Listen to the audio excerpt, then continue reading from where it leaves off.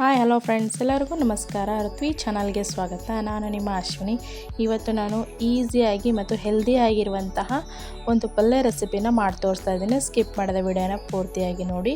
ನಾವು ಹೀರೆಕಾಯಿನ ಹೆಣಗಾಯಿ ರೂಪದಲ್ಲಿ ಮತ್ತು ಮಸಾಲೆ ಹಾಕಿ ಚೆನ್ನಾಗಿ ಪಲ್ಯ ಮಾಡೋದನ್ನು ನೋಡಿದ್ದೀವಿ. ಆದರೆ ನಾನಿಲ್ಲಿ ಹೋಳನ್ನು ಸಣ್ಣದಾಗಿ ಹೆಚ್ಕೊಂಡು ಅದರಿಂದ ಯಾವ ರೀತಿಯಾಗಿ ಟೇಸ್ಟಿಯಾಗಿ ಪಲ್ಯ ಮಾಡೋದು ಅಂತ ನಾನು ಈ ವಿಡಿಯೋದಲ್ಲಿ ತೋರಿಸ್ತಾ ಇದ್ದೀನಿ. ನಾನಿವಾಗ ಗ್ಯಾಸ್ ಆನ್ ಮಾಡಿಬಿಟ್ಟು ಒಂದು ಪಾತ್ರೆ ಇಟ್ಕೊಂಡಿದ್ದೀನಿ. ಆ ಪಾತ್ರೆಗೆ 2 ಟೀ ಸ್ಪೂನ್ ಆಗುವಷ್ಟು ಅಡುಗೆ ಎಣ್ಣೆನ ಹಾಕ್ಕೊಂಡಿದ್ದೀನಿ. ಎಣ್ಣೆ ಸ್ವಲ್ಪ ಬಿಸಿ ಆದ ನಂತರ ನಾನು ಅರ್ಧ ಟೀ ಸ್ಪೂನ್ ಆಗುವಷ್ಟು ಸಾಸಿವೆನ ಹಾಕ್ಕೊಂಡಿದ್ದೀನಿ. ಸಾಸಿವೆ ಸಿಡಿದ ನಂತರ ನಾನು ಇದಕ್ಕೆ ಒಂದು ಈರುಳ್ಳಿನ ಸಣ್ಣದಾಗಿ ಕಟ್ ಮಾಡಿ ಈ ರೀತಿಯಾಗಿ ಹಾಕ್ಕೊಂಡು ಚೆನ್ನಾಗಿ ಫ್ರೈ ಮಾಡ್ಕೊಳ್ಬೇಕಾಗುತ್ತೆ.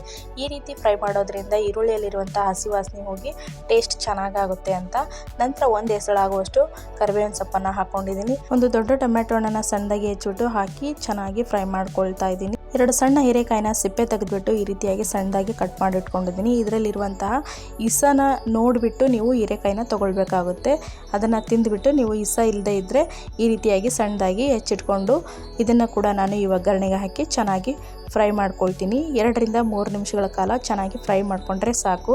ಇದಕ್ಕೆ ನೀರು ಹಾಕೋ ಅವಶ್ಯಕತೆ ಇಲ್ಲ. ಹಾಗಾಗಿ ಇನ್ನೂ ಯಾರು ನಮ್ಮ ಚಾನಲನ್ನು ಸಬ್ಸ್ಕ್ರೈಬ್ ಮಾಡ್ಕೊಂಡಿಲ್ವೋ ಪ್ಲೀಸ್ ಸಬ್ಸ್ಕ್ರೈಬ್ ಮಾಡ್ಕೊಳ್ಳಿ. ಪಕ್ಕದಲ್ಲಿರುವಂಥ ಬೆಲ್ ಐಕಾನ್ಗೆ ಕ್ಲಿಕ್ ಮಾಡಿ, ಲೈಕ್ ಮಾಡಿ, ಶೇರ್ ಮಾಡಿ, ಕಮೆಂಟ್ ಮಾಡಿ, ಹೀಗೆ ಸಪೋರ್ಟ್ ಮಾಡ್ತಾ ಇರಿ ಅಂತ ಹೇಳ್ತಾ ಇವಾಗ ಒಗ್ಗರಣೆಯಲ್ಲಿ ಹೀರೆಕಾಯಿ ತುಂಬ ಚೆನ್ನಾಗಿ ಫ್ರೈ ಆಗಿದೆ. ನಂತರ ಇದಕ್ಕೆ ನಾನು ರುಚಿಗೆ ತಕ್ಕಷ್ಟು ಉಪ್ಪು ಹಾಕೊಳ್ತಾ ಇದ್ದೀನಿ. 1/4 ಟೀ ಸ್ಪೂನ್ ಆಗುವಷ್ಟು ನಾನು ಅಚ್ಚ ಖಾರ ಪುಡಿನ ಸೇರಿಸ್ಕೊಳ್ತಾ ಇದ್ದೀನಿ.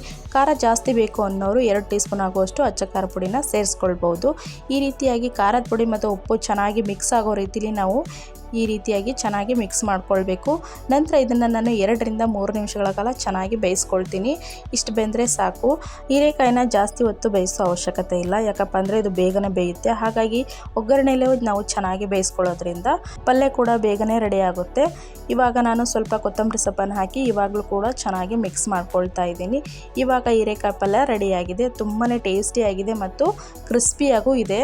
ಇದೇ ರೀತಿಯಾಗಿ ಹೀರೆಕಾಯಿ ಪಲ್ಯನ ನಿಮ್ಮನೇಲೂ ಕೂಡ ಟ್ರೈ ಮಾಡಿ. ತುಂಬಾ ಚೆನ್ನಾಗಾಗುತ್ತೆ.